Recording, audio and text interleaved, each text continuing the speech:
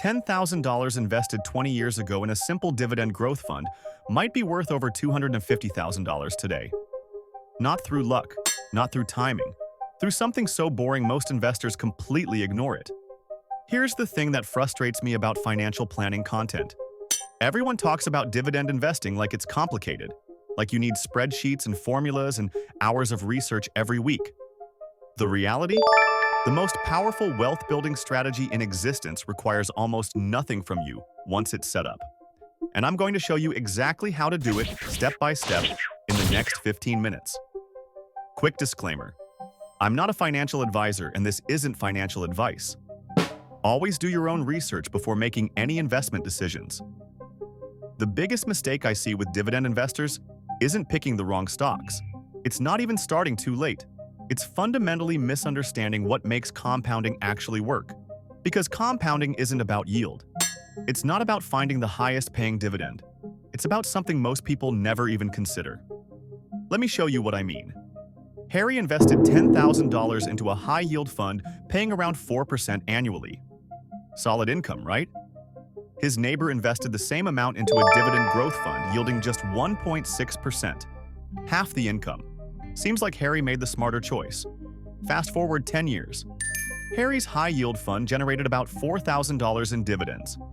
His neighbor's lower-yielding fund generated closer to $3,000. Harry wins again. Except, here's what nobody told Harry. When you zoom out to 20 years, everything flips. His neighbor's portfolio isn't just worth more, it's worth significantly more. Because those growing dividends kept buying more shares, which paid even more dividends, which bought even more shares. This is the engine of compound interest that nobody talks about. The yield today matters far less than the growth rate over time. And when you reinvest those growing dividends automatically, you create a mathematical snowball that gets bigger every single year. So, how do you actually set this up? That's what we're covering today. I'm breaking down the 3 essential components of a dividend compounding system, showing you exactly which funds historically delivered the strongest results, and then walking through the specific settings you need to automate the entire process. Let's start with the foundation. The first step to dividend compounding is selecting the right type of fund. And this is where most people go wrong immediately. They see a 4% yield and think that's better than a 1.6% yield. Simple math, right? More income equals more money. But dividend investing isn't about income today. It's about total wealth tomorrow. And the data is crystal clear on this. The Vanguard Dividend Appreciation ETF, ticker VIG, has delivered an average annual return of around 12% since inception. That includes both price appreciation and dividends. Currently trading around $222 per share with about $98 billion in assets. It's the largest dividend ETF in existence. What makes VIG different? It only holds companies that have increased their dividends for at least 10 consecutive years. No exceptions. If a company cuts its dividend or even keeps it flat, it gets removed. This simple rule filters out the weakest companies and keeps only the ones with proven financial strength. Now here's where it gets interesting. VIG yields around 1.6%. That seems pathetically low compared to other dividend funds. But remember Harry's neighbor? This is exactly what he owned, because that 1.6% yield grows every single year. The companies inside VIG have historically grown their dividends by about 7 to 10% annually. That means in year 1, you get 1.6%. Year 5, closer to 2.2% on your original investment. Year 10, around 3% on your original money. Year 20, over 5%. And because you're reinvesting those growing dividends into a fund that keeps appreciating, you're buying more shares at higher prices with bigger dividends. The math compounds on itself. The top holdings tell the story. Broadcom at about 7.6% of the fund. Microsoft around 4.4%. Apple at 4.2%. JP Morgan Chase close to 4%. These aren't sleepy utility companies barely growing. These are dominant businesses that happen to pay rising dividends. Sector allocation in VIG leans heavily toward technology at nearly 30%, followed by financial services around 21%, and healthcare about 15%. This matters because technology companies reinvesting in growth, while also returning cash to shareholders, tend to deliver the best long-term investment portfolio results. But VIG isn't the only option, and depending on your goals, it might not even be the best one. The iShares Core Dividend Growth ETF, ticker DGRO, takes a different approach that's worth understanding.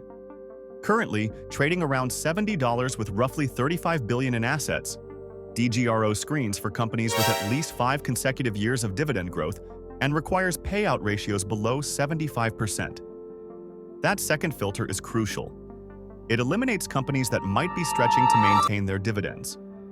DGRO yields slightly higher than VIG, at about 2.1%, and it's delivered an average annual return of roughly 12% since inception.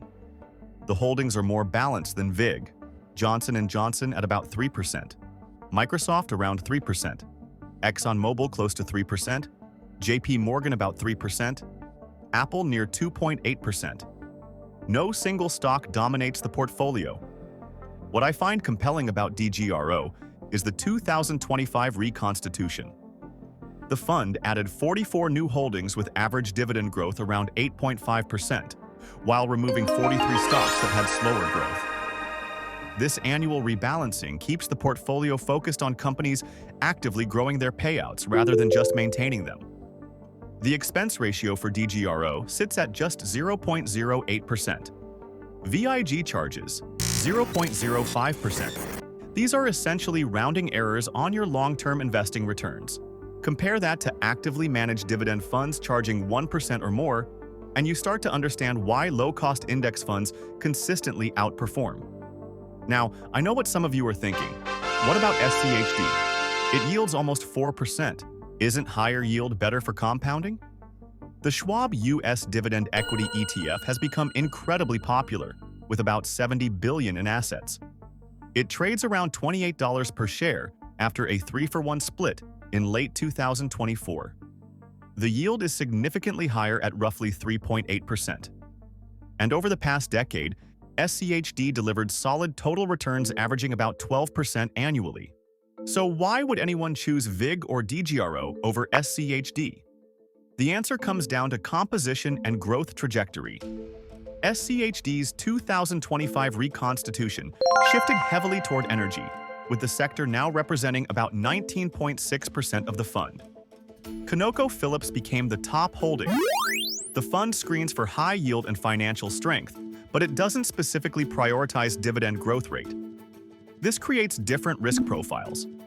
SCHD will likely generate more current income. VIG and DGRO will likely generate more total wealth over very long periods. Neither approach is wrong. They're just optimized for different outcomes. If you're already retired and need income now, SCHD's higher yield makes sense. If you're building wealth over 10, 20, or 30 years, the dividend growth focus of VIG or DGRO historically compounds more effectively. That's the first step. Selecting a fund built for growth, not just current yield. Step 2 is arguably more important than fund selection, and almost nobody does it correctly. You need to enable automatic dividend reinvestment. This sounds obvious. It's not. A surprising number of investors receive dividend payments in cash, then manually decide whether to reinvest. Every time you do that, you're breaking the compounding chain. When Harry set up his retirement savings account, he checked a box that said, "Receive dividends as cash." He figured he'd reinvest manually when prices looked attractive. This single decision cost him tens of thousands of dollars over 20 years.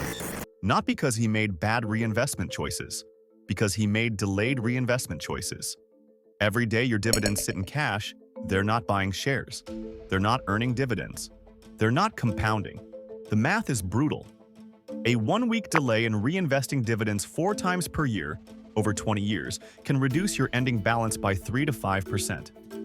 On a $100,000 portfolio, that's $3,000 to $5,000 lost to procrastination. Most brokerages call this DRIP, Dividend Reinvestment Plan. Find it in your account settings. Enable it. Forget about it. This puts your compounding on autopilot. The third step is where the real magic happens, and it requires understanding something counterintuitive about how dividends actually grow your wealth. The power of dividend compounding isn't the dividends themselves. It's the increasing number of shares you accumulate over time. Let's make this concrete. You start with 100 shares of VIG at $220 per share.